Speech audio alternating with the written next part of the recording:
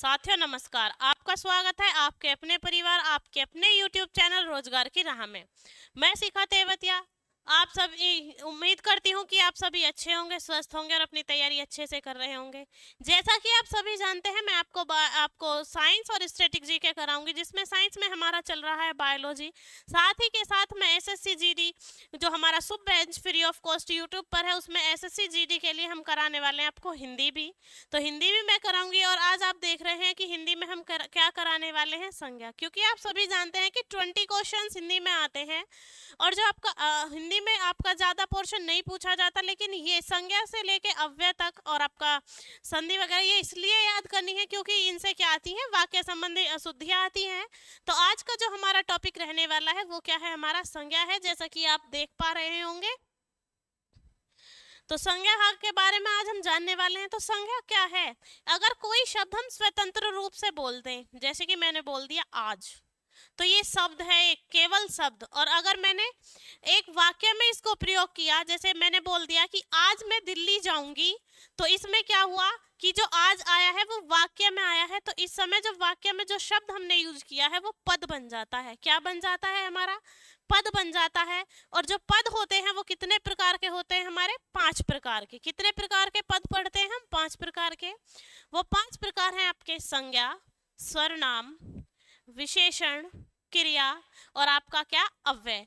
तो ये 5 प्रकार के जो पद हैं ये हमारे क्या कहलाते हैं? एक वाक्य में आते हैं। और अगर आपका स्वतंत्र कोई शब्द है तो वो क्या आता है? केवल शब्द में आता है। तो हम बात करें अगर संज्ञा की, कि संज्ञा होता क्या है? किसी का भी नाम क्या है? वो संज्ञा है। यानी कोई भी नेमिंग वर्ड या नाम जो भी है, किसी भी वस्तु का है, व्यक्ति का है, स्थान का है, जो भी नाम है वो क्या है? हमारी संज्ञा है। यानी किसी वस्तु के नाम को भी हम संज्ञा कह सकते हैं, किसी प्राणी के नाम को भी हम संज्ञा कह सकते हैं। तो आइए क्लास शुरू करते हैं और जानते हैं संज्ञा के बारे में। संज्ञा। तो संज्ञा क्या है, उससे पहले मैं बता दूं कि हमें संज्ञा के साथ साथ और भी क्या पढ़ना है। तो स्वतंत्र रूप से प्रयोग किए जाने वाला शब्द, स्वतंत्र रूप से प्रयोग किए जाने वाला शब्द,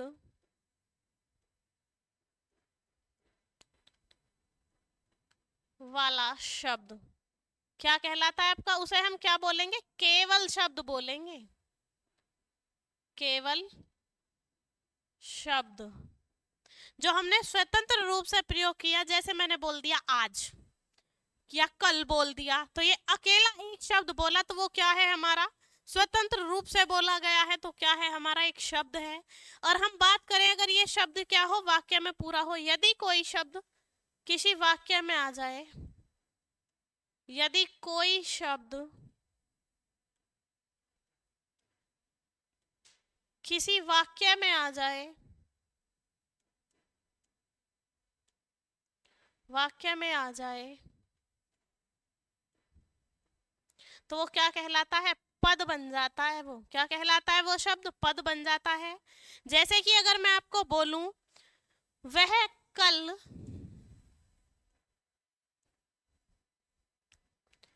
आगरा गया, क्या बोला मैंने? कि वह कल आगरा गया। तो इसमें वह क्या है? ये भी एक पद है, ये भी पद है, ये भी पद है और ये भी पद है।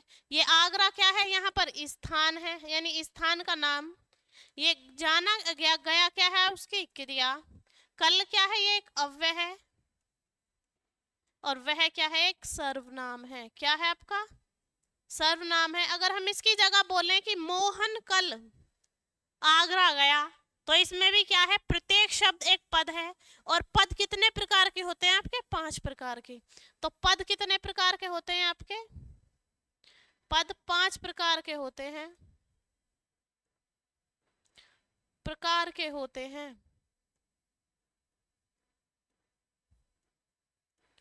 होते हैं आपके। पहला होता है आपका संज्ञा, दूसरा आपका सर्वनाम, तीसरा होता है आपका विशेषण, और चौथा आपका क्या हो जाएगा? आपका क्रिया। और पांचवा क्या है आपका? अव्यय। क्या है? अव्यय। तो जो पद है वो कितने प्रकार का होता है? 5 प्रकार का। अब हम बात करते हैं संज्ञा की, कि संज्ञा होती क्या है? किसी वस्तु, प्राणी, भाव या स्थान के नाम को हम क्या कहते हैं? संज्ञा कहते हैं। क्या कहते हैं हम? संज्ञा कहते हैं। तो हम बात कर लेते हैं संज्ञा की। किसी वस्तु, प्राणी, स्थान व भाव के नाम को, भाव के नाम को संज्ञा कहते हैं। क्या कहते हैं हम? संज्ञा कहते हैं। अगर इसमें एग्जाम्पल की बात करें, वस्तु ले लें हम, वस्तु में हम ले लेते हैं ग्लास। प्राणी की बात करें आप, बंदर ले लीजिए, कुत्ता ले लीजिए, मनुष्य ले लीजिए। स्थान की बात करें, दिल्ली, मेरठ, आगरा, कोई भी स्थान। उसके बाद है भाव। तो भाव में हमारा क्या आता है? हमारी फीलिंग्स आती हैं। जैसे हम बोलते हैं कि वह बहुत ईमानदारी से काम करता है, तो ईमानदारी भी क्या है? हमारा भाव है। क्रोध है, हिंसा है, ये सब क्या है? हमारे भाव है। वह क्रोध। तो ये मैंने आपको क्या लिखा कि कोई किसी वस्तु, प्राणी, स्थान या भाव के नाम को संज्ञा कहते हैं, और ये इसके क्या हैं? आपके उदाहरण हैं कि किसे संज्ञा कहते हैं। अब संज्ञा का पता चल गया कि किसी भी वस्तु का, प्राणी का, किसी का भी कुछ भी नाम हो, वो क्या कहलाता है? संज्ञा कहलाता है। जैसे आपका भी कोई नाम है तो आप भी किस में आते हैं? संज्ञा में आते हैं। अगर हम बात करें कि व्युत्पत्ति के आधार पर संज्ञा क्या है, तो और आपका अर्थ के आधार पर क्या है, तो संज्ञाओं को कितने पार्ट में बांटा है? संज्ञाओं की जो उत्पत्ति है वो कितने आधार पे है? 2 आधार पर, व्युत्पत्ति के आधार पर और अर्थ के आधार पर। तो हम बात कर लेते हैं पहले व्युत्पत्ति के आधार पर संज्ञाओं की। किसकी बात कर लेते हैं? व्युत्पत्ति के आधार पर संज्ञाओं की। ये है हमारा व्युत्पत्ति के आधार पर संज्ञा के प्रकार।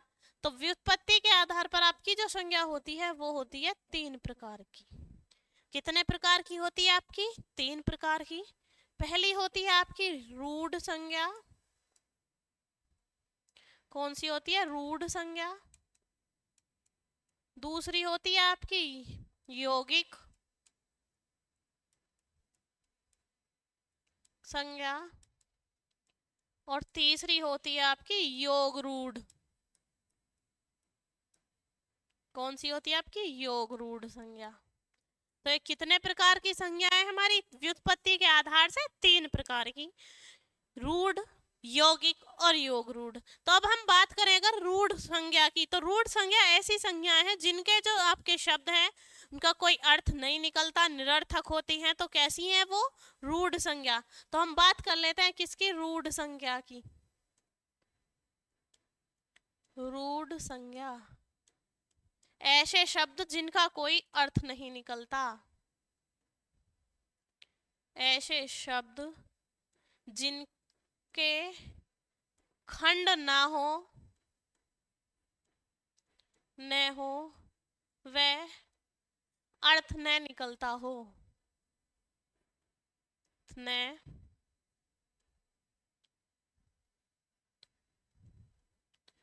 निकलता हो।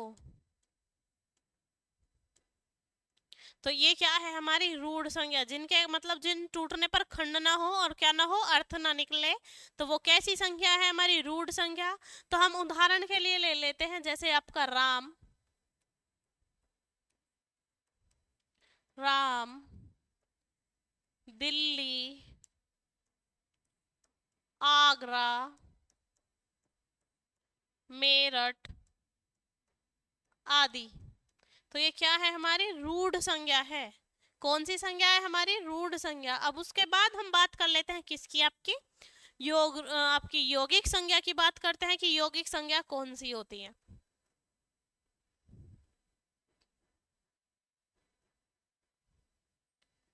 यौगिक संज्ञा, जब हम यौगिक संज्ञा की बात कर रहे हैं तो नाम से ही पता चल रहा है कि दो शब्दों के जोड़ने से मिलकर बनी है, यानी इनका विखंडन भी होता है और क्या निकलता है, अर्थ भी निकलता है। तो यौगिक संज्ञा क्या है, ऐसी संज्ञाएं जिनका अर्थ भी निकलता हो, ऐसी संज्ञाएं, ऐसी संज्ञा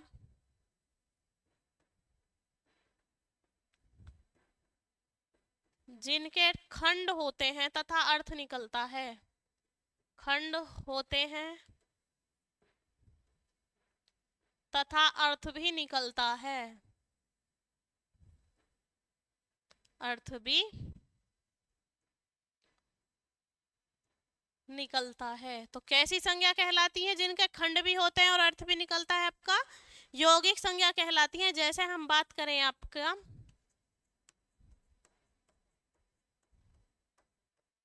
पाठशाला, दूसरी हम बात करें विद्यालय,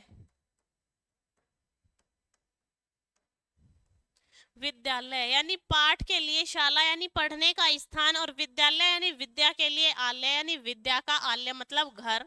तो इससे क्या हो रहा है कि ये दो पार्टों में टूट भी रही हैं और क्या निकल रहा है, इनका अर्थ भी निकल रहा है। तो इस प्रकार के जितने भी शब्द हैं वो क्या कहलाते हैं, हमारे यौगिक संज्ञा कहलाती हैं। क्या कहलाती हैं, आपकी यौगिक संज्ञा कहलाती हैं। उसके बाद अगर हम बात करें आपके योग रूढ़ की, कि ये कैसी संज्ञाएं होती हैं, तो ये ऐसी संज्ञाएं हैं कि जिनका नाम जो है वो किसी अन्य अर्थ को डिनोट करता है, किसी अन्य अर्थ को बताता है। तो वे सभी संज्ञाएं हमारी क्या कहलाती हैं, योग रूढ़ संज्ञाएं कहलाती हैं।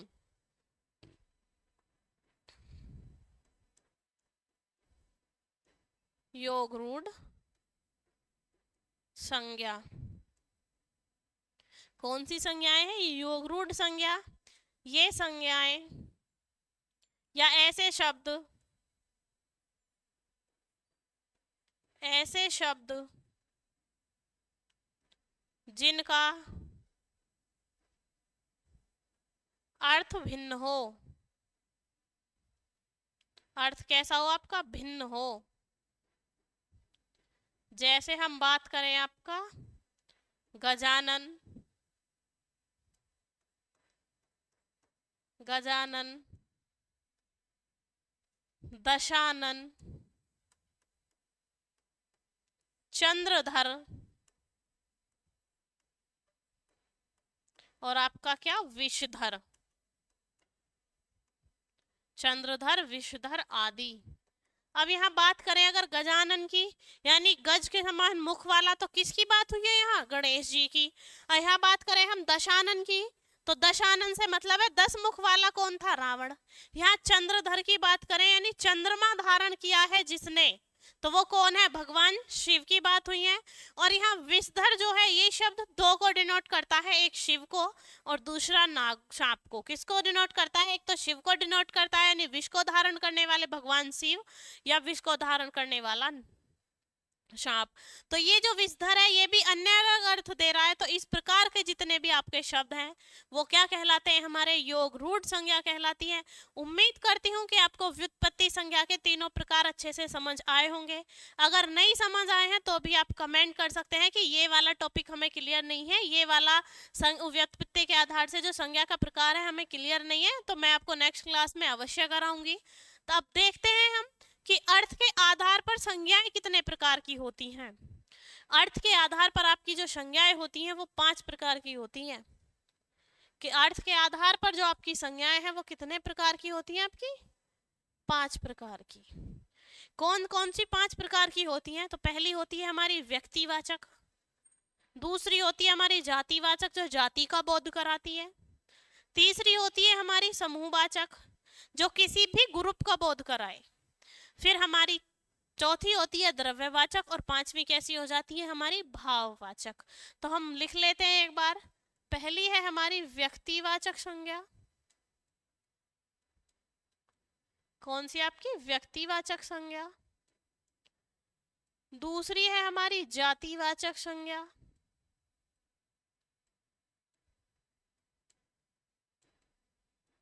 संज्ञा।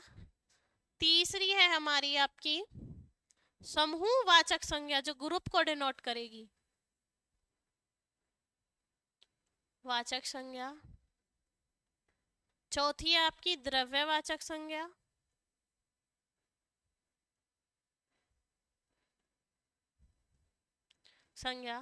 और पांचवी है आपकी भाववाचक संज्ञा।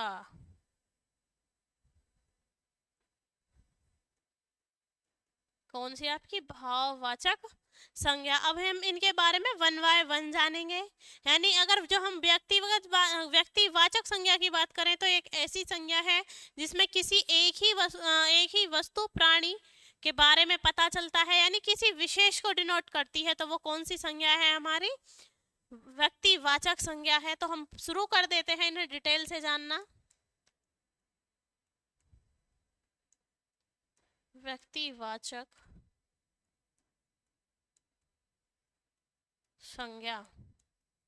व्यक्तिवाचक संज्ञा में हमें किसका बोध होता है, सभी प्रकार के ऐसे शब्दों का जिनसे सिर्फ एक के बारे में पता चलता हो, यानी किसी विशेष के बारे में पता चलता हो, ऐसे शब्द या ऐसे संज्ञा शब्द जो हमें किसी विशेष व्यक्ति प्राणी के बारे में बताते हैं, तो वो हमारे क्या हैं, आपके व्यक्तिवाचक संज्ञा है। यानी ऐसे संज्ञा शब्द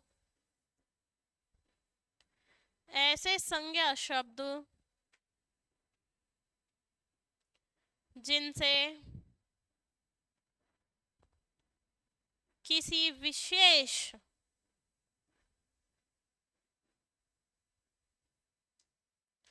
व्यक्ति, वस्तु या स्थान का पता चलता है।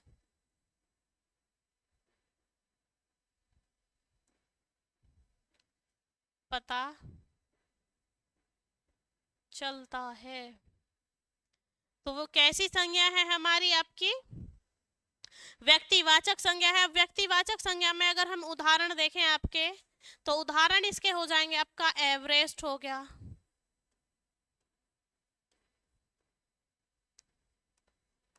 एवरेस्ट एक ही है। राम हो गया, दिल्ली हो गई, गंगा हो गया आपका, और आपका धेनु हो गया, आदि। तो ये सब क्या है, हमारी व्यक्तिवाचक संज्ञा है। एक बार ये राइट डाउन कर लीजिए या स्क्रीनशॉट ले लीजिए, उसके बाद हम चलते हैं आगे।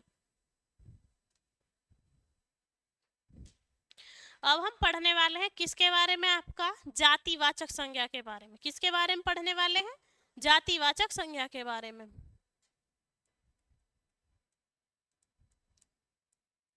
जातिवाचक संज्ञा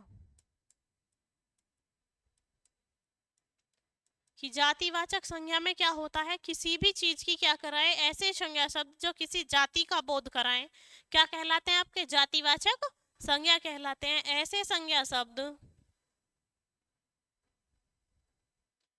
ऐसे संज्ञा शब्द जो किसी जाति का बोध कराएं, जाति का बोध कराएं,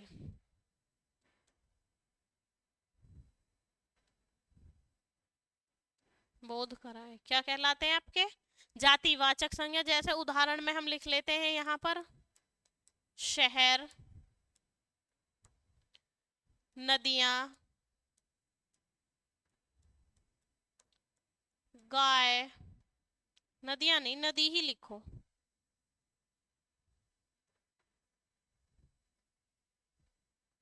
शहर, नदी, गाय, कुत्ता, बिल्ली आदि। ठीक है, अब हमने यहाँ पर क्या बताया कि किसी एक जाति का बोध कराएं, ऐसे क्या शब्द क्या कहलाते हैं, हमारे तो जातिवाचक संज्ञा कहलाती है। जैसे कि मैंने बोला मैं एक लड़की हूँ, तो इसमें जो लड़की शब्द है वो भी क्या है, आपका जातिवाचक है, क्योंकि किसे डिनोट कर रहा है, एक जाति को कर रहा है। अगर मैं बोलूं कि मेरा नाम शिखा है, तो इसमें जो शिखा है वो किसे डिनोट कर रहा है, स्पेशली मुझे, स्पेसिफिक पर्सन को, यानी अकेले मुझे, तो वो क्या क्या है, आपका व्यक्तिवाचक है। इसी तरीके से मैंने आपसे यहाँ बोला है शहर, और यहाँ भी हमने क्या लिखा था आपका, दिल्ली लिखा था। तो दिल्ली भी क्या है, एक शहर, यानी अगर अकेला किसी चीज का नाम है तो वो क्या है, व्यक्तिवाचक संज्ञा।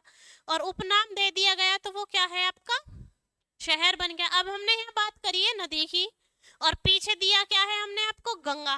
तो गंगा भी तो एक नदी है, तो गंगा भी तो एक नदी है। अगर उस हम वहाँ नदी में बात, जातिवाचक में बात करें आपका, तो जो गंगा है, जो नदी है, उसमें गंगा भी आएगी आपकी, यमुना भी आएगी, सरयू भी आएगी, गोमती भी आएगी।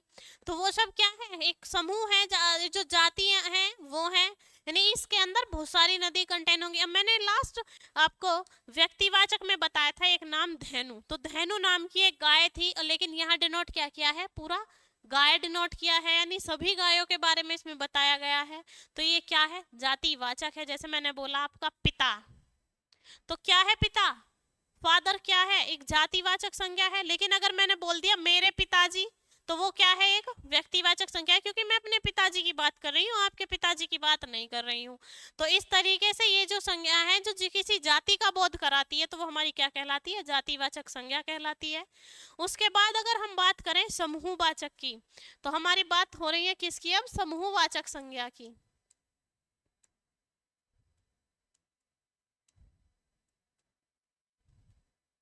समूहवाचक संज्ञा की, समूहवाचक संज्ञा जैसे हमें नाम से ही पता चल रहा है कि एक ग्रुप होना चाहिए, एक समूह होना चाहिए। तो किसी ऐसे शब्द जो किसे डिनोट करते हैं, आपके समूह को डिनोट करते हैं, वो क्या कहलाते हैं, हमारे समूहवाचक संज्ञा कहलाते हैं। यानी ऐसे संज्ञा शब्द, ऐसे संज्ञा शब्द जिनसे किसी समूह का बोध हो, का बोध हो, क्या कहलाते हैं आपके, समूहवाचक संज्ञा। और उदाहरण के लिए अगर हम देखें तो आपका क्या हो गया, सेना हो गई, ग्रुप में आएगी, हम आर्मी भी बोलते हैं तो भी ग्रुप में ही आती है, सेना। पुलिस, पुलिस कोई भी बुके है, यानी फूलों का गुलदस्ता है, वो भी किस में आएगा, हमारा टीम है आपका, परिवार है आपका, आयोग है, कोई भी कमेटी है, वो सब किस में आने वाले हैं आपके, समूहवाचक संज्ञा में। यानी परिवार, कमेटी, आयोग, टीम। किसी भी आपके खेल की टीम बनाते हैं, क्या वो अकेले पर्सन को हम टीम कह सकते हैं, नहीं। जब तक जैसे क्रिकेट में 11 प्लेयर होते हैं, 11 खिलाड़ी होते हैं, तो वो भी एक ही तो टीम होती है। तो वो क्या है, ग्रुप है, किसका, आपका मेंबर्स का, किसके मेंबर्स का, आपका प्लेयर्स का, खिलाड़ियों का एक ग्रुप है, खिलाड़ियों का एक समूह है। वो क्या बनाता है, हमारे टीम बनाता है। उसके बाद हम बात करते हैं वर्ग की, गण की, जन की। वो सब क्या है हमारे, वर्ग हुआ आपका, गण हुआ, जन हुआ, ये सब क्या है आपके, समूहवाचक हैं। ये सब क्या है आपके, समूहवाचक संज्ञा शब्द हैं। उसके बाद हम बात कर लेते हैं किसकी, आपके द्रव्यवाचक संज्ञा की।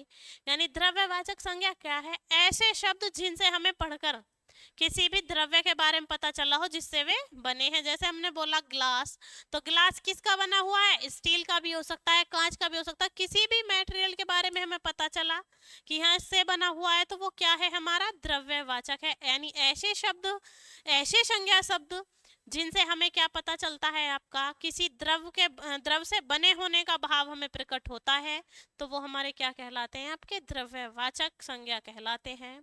तो हम बात कर लेते हैं द्रव्यवाचक संज्ञा की।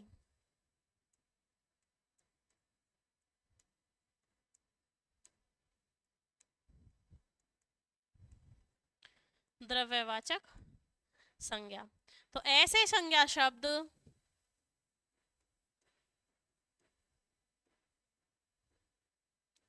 ऐसे संज्ञा शब्द जिनमें किसी द्रव्य का बोध हो, किसी द्रव्य से बने होने का बोध हो, बने होने का बोध हो,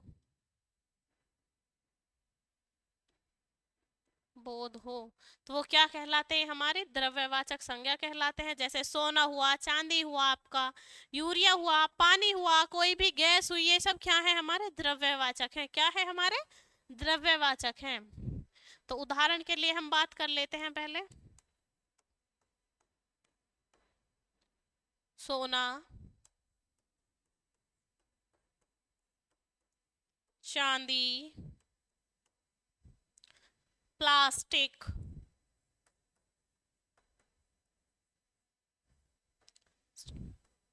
पानी, डीजल, पेट्रोल। उसके बाद हम बात कर लेते हैं आपकी ऑक्सीजन,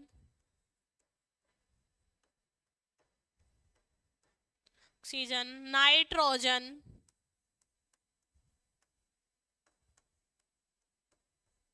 ट्रोजन, हीलियम, लकड़ी, कांच आदि। तो ये क्या है? हमारी द्रव्यवाचक संज्ञाएं हैं। द्रव्यवाचक संज्ञा क्या होती है? कि उनमें किसी भी द्रव्य से बने होने का हमें आभास होता है, तो वो हमारी क्या कहलाती है? आपकी द्रव्यवाचक संज्ञा। यानी आपके आसपास जो भी वस्तु बनी हुई है, क्या आप अपने घर में नहीं बैठे? आप जिस भी वस्तु पर बैठे हैं, क्या वो किसी द्रव्य से नहीं बनी? तो वही चीजें क्या है? हमारी द्रव्यवाचक संज्ञा। आप चेयर पर बैठे हैं, कुर्सी पर बैठे हैं, तो वो कुर्सी भी किसकी बनी हुई है? प्लास्टिक की। तो प्लास्टिक भी क्या है? एक द्रव्य है। आप जिस पेन से लिख रहे हैं, वो पेन भी किसी ना किसी चीज का बना हुआ है, तो वो भी क्या है? द्रव्यवाचक संज्ञा है। तो ये हमारी होती है द्रव्यवाचक संज्ञा। उम्मीद करती हूँ कि ये भी संज्ञा आपको अर्थ के आधार पर, अब तक हम 3 संज्ञा पढ़ चुके हैं, तो आपको समझ आई होंगी। तो एक बार राइट डाउन कर ले या स्क्रीनशॉट ले लीजिए।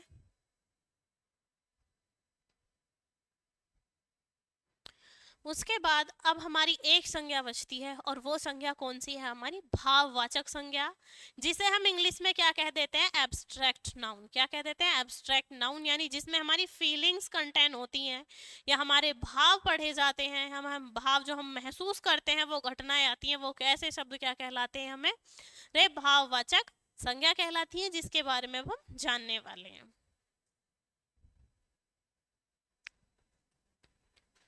भाववाचक संज्ञा,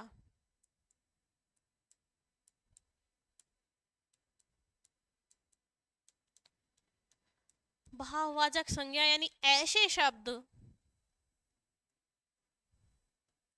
ऐसे शब्द जिसमें भाव का बोध होता है। किसका बोध होता है? आपका भाव का बोध होता है। क्या कहलाते हैं? आपके भाववाचक संज्ञा कहलाते हैं। अगर हम उदाहरण की बात करें, तो आपका क्रोध, घृणा, मिठास, ईमानदारी, यानी जिसे हम इंग्लिश में ऑनेस्टी बोलते हैं, वो भी क्या है? ईमानदारी। प्रेम, गुस्सा, शत्रुता, ये सब क्या है? आपके भाववाचक ही तो है। प्रेम, गुस्सा, शत्रुता आदि। तो ये क्या है? हमारी भाववाचक संज्ञा के अंदर आती है। यानी जैसा हम सोचते हैं, वही हमारे मन के अंदर जो भावनाएं उत्पन्न होती हैं, वो भावना, जैसे हम बोलते हैं कभी कभी आज हमारा मन बहुत परेशान है, दुखी है, तो वो दुखी क्यों है? वो दुख शब्द क्या है? वो है आपके भाववाचक संज्ञा। तो उम्मीद करती हूँ कि ये भाववाचक संज्ञा भी आपको समझ आई होगी। अब हम बात कर लेते हैं कि जब कोई सेंटेंस है, और उसमें हमें कैसे पता लगेगा कि किस वाक्य में आपका व्यक्तिवाचक संज्ञा है और किस वाक्य में आपका जातिवाचक संज्ञा है। क्योंकि कुछ वर्ड ऐसे होते हैं कि उसमें हम पता नहीं लगा पाते। जैसे कि हम बोलें कि भारत में हरिश्चंद्रों की कमी नहीं है, यानी भारत में हरिश्चंद्रों की कमी नहीं है, तो इसमें जो हमारा हरिश्चंद्रों है, वो क्या है? हमारा जातिवाचक का बोध कराएगा। तो यानी हम लिख लेते हैं यहाँ पर, भारत में हरिश्चंद्रों की कमी नहीं है, की कमी नहीं है, कमी नहीं है। और दूसरा सेंटेंस हमने लिख लिया, हरिश्चंद्र एक सत्यवादी राजा थे, सत्यवादी राजा थे, ये हमने लिख लिया। अब हमें इसमें पता करना है कि किसमें जातिवाचक संज्ञा है और किसमें व्यक्तिवाचक संज्ञा है। अगर यहाँ हरिश्चंद्र लिखा हुआ है और यहाँ भी हरिश्चंद्र लिखा हुआ है, कैसे पता करें कि जो हमारा है हरिश्चंद्र जो है वो कौन सा वाला आपका जातिवाचक है और कौन सा वाला आपका व्यक्तिवाचक है? तो जैसा यहाँ लिखा गया है कि भारत में हरिश्चंद्रों की कमी नहीं है, तो इसमें कहा गया है कि भारत में सत्य बोलने वाले व्यक्तियों की कमी नहीं है। जब हमारा क्या हो गया, ये बहुवचन हो गया, तो कैसा है हमारा जातिवाचक। तो ये कैसा है हमारा जातिवाचक, कैसा है हमारा जातिवाचक।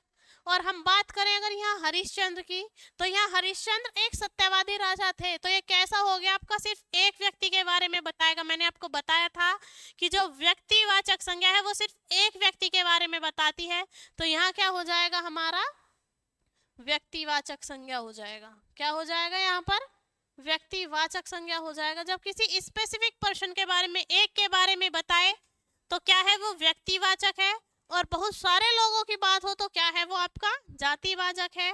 तो जैसा हमने बोला कि सेना युद्ध के लिए तैयार है, एक वाक्य हमने लिखा कि सेना युद्ध के लिए तैयार है,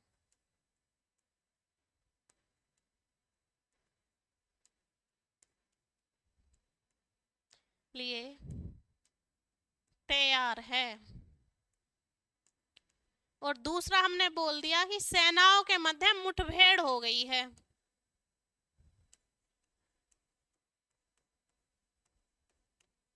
सेनाओं के मध्य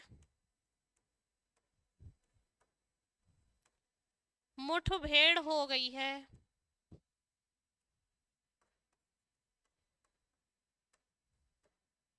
या हम बोल सकते हैं कि सेनाओं में क्या हो गई है, आपका मुठभेड़ हो गई है। तो अब यहाँ पर सेना वर्ड यूज हुआ है, एक सेना यहाँ आया है और एक सेना यहाँ आया है। अब मुझे ये बताइए कि कौन से सेना में तो आपका समूहवाचक है और कौन से सेना में आपका जातिवाचक है। तो अगर हम यहाँ बात करें सेना की, ये सेना युद्ध के लिए तैयार है, तो किसकी बात की जा रही है, एक सेना की, यानी एक ग्रुप की बात की जा रही है, एक समूह सेना की बात की जा रही है। तो इसमें क्या है आपका समूहवाचक संज्ञा, क्या है इसमें आपका समूहवाचक संज्ञा है, समूहवाचक संज्ञा है किसमें, आपका ऊपर वाले सेंटेंस में। अगर हम यहाँ बात करें सेनाओं में सेनाओं में क्या हो गई है, आपका मुठभेड़ हो गई है। तो सेनाओं में जो मुठभेड़ हुई है उसमें जो सेनाओं है यानी एक से अधिक सेनाएं हैं। जब एक से अधिक सेनाएं हैं तो ये सेना, इसमें किसी सेना का कोई नाम नहीं है। जैसे हम यहाँ बोल सकते थे कि आपकी महाभारत के युद्ध के लिए पांडव सेना तैयार है, तो पांडवों की सेना युद्ध के लिए तैयार है। तो एक ही सेना थी, तो सेना क्या था, एक ग्रुप था जो किसके लिए तैयार था, युद्ध के लिए तैयार था। तो क्या था, समूहवाचक। अब हमने बोला है सेनाओं में मुठभेड़ हो गई है, यानी युद्ध हो गया कौरव पांडव का।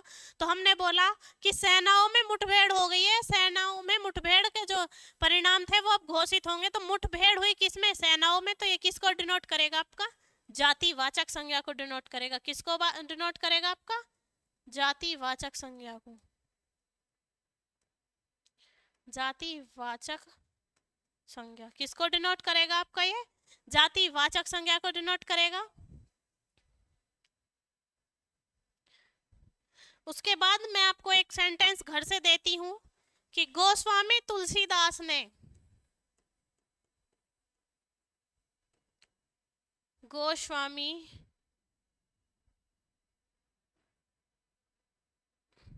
जी ने